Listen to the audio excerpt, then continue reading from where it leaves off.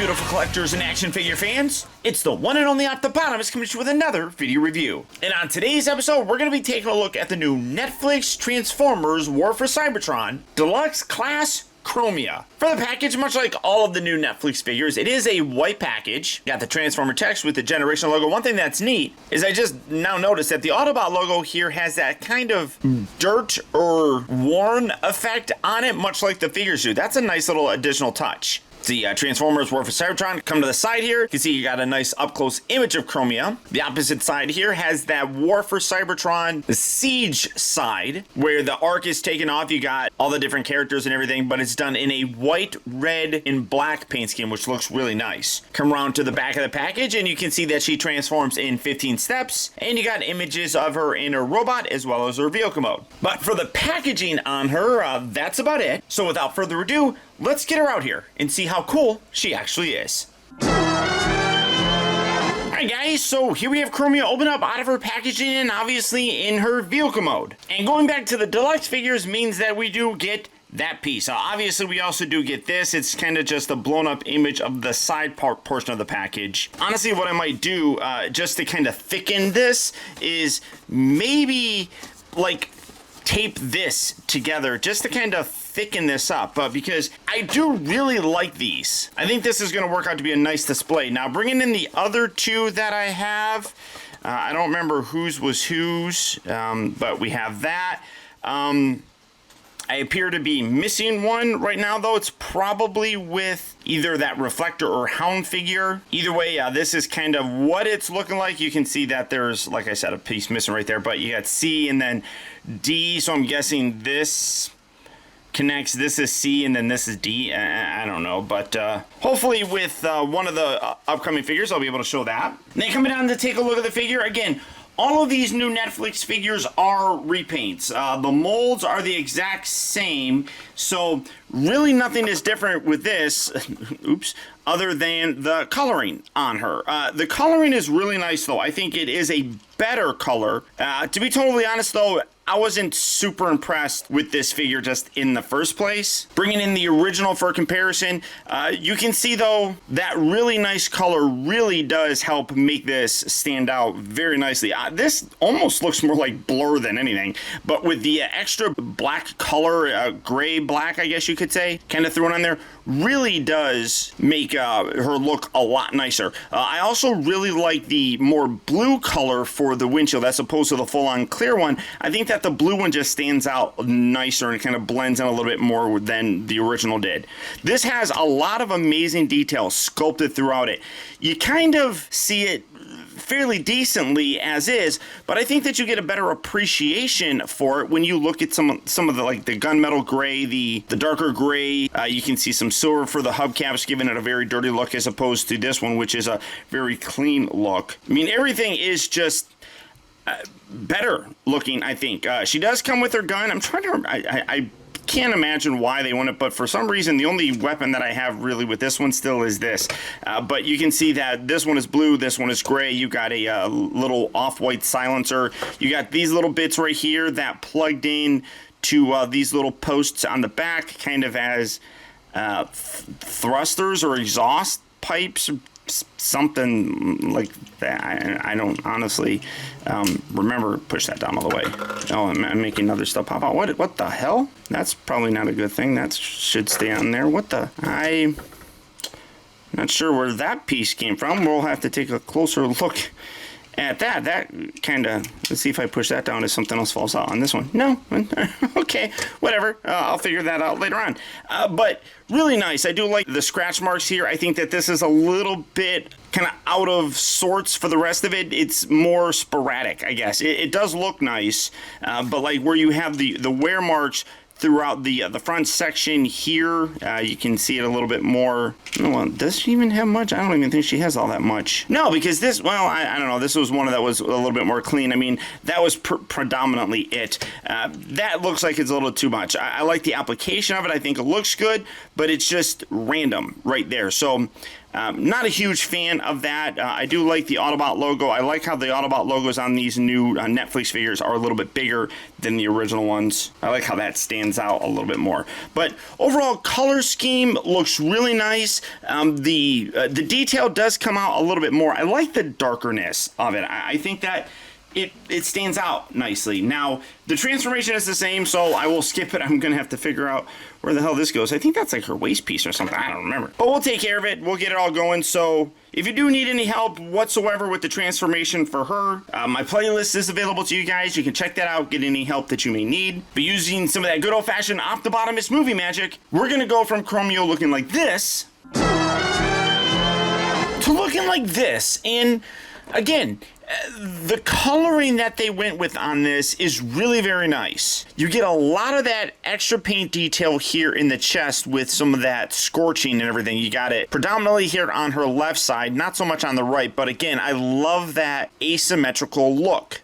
But, I mean, the mold has just never been a favorite of mine. I mean, that is, to me, just kind of ugly. I don't know. There's nothing really they could do about it. She's supposed to be fairly slender and sleek, and like they have that going for the entire figure except for that figure handle that's right there. Now for the comparisons, let's bring in her previous version. Here that is, you can see, again, much better in terms of the paint detail. I did discover that it is the waist piece that popped off. I don't know where this one's is, but it's probably in the same place where her other weapon pieces are. I have no idea. But you can see what I was talking about with the coloring. I mean, the blue is a little bit darker as well. You can kind of see it here where in the head area where there's not as much extra paint, but that's a little bit darker than that.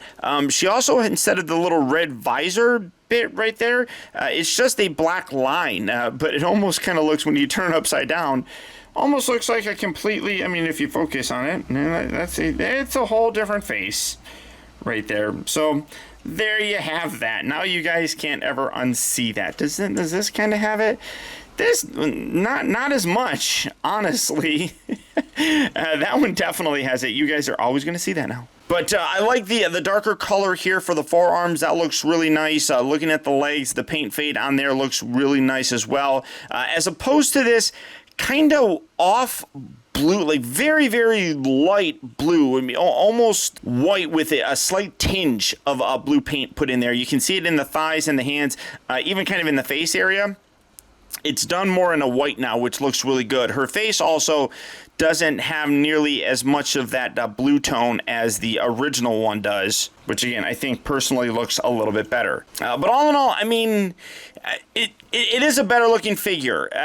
It's of a character that I don't really care that much about though. So that's where the problem happens. I mean, I just don't have really much of an attachment with the character, and you know, just reviewing the figure as a whole, I'm not the biggest fan of the figure. I just don't like this, and I don't know what they could have done with it. So there's that. She's not going to go in my display. I'm probably going to give her away to a patron of mine, or if somebody's interested in buying either of these, you can shoot me a message. I just got this to review it and get that backdrop piece. So there's that. Articulation-wise is the same. It's unfortunately a little bit limited there. I mean, you can like kind of bend her head back and then rotate it, but the little collar pieces here kind of get in the way. The shoulders are on pin hinge joints, so they are pinned in, allowing you to rotate it, and then you can hinge forward and back. You have a swivel here at the upper part of the bicep, a nice hinge at the elbow itself. You do have hinges as kind of part of the transformation at the wrist, but really that's about it. Waist rotation, she does have a bit of one, but as you can see, like that pops off. I mean, that's not good, and it doesn't really flex, honestly. I don't remember that being that big of a problem on the other one. You can't really bend it forward, but you can't really rotate her, because when you do, that piece gets in the way. But you can't really bend this piece forward because, oh, I'm messing things up. The way that this is sculpted, it's like completely flat up against there. So you literally have no space to hinge that up. So because of that, where the fuck did that go? It's gone now. But I mean, so that's not a really good design at all. So you can't really utilize that waist rotation much without that hip piece busting off. They do have, or she does have ball joints here at the hips. It does feel a little bit looser at the upper thigh rotation, which is unfortunate. You got a bend here at the knee. The whole legs feel a little bit more loose. These down here, her ankles are really stiff. So that's nice to see. In general, I mean, it's a character that I don't care that much about, and it's a figure that is even, in my opinion, that much more lackluster. Now, at the date of this recording, we have had one trailer, I believe it is, for this, and she is in it, so she may be kind of an important character in the new series. Who knows? But I'm not overly impressed with this toy. It's, I mean, the paint scheme looks great.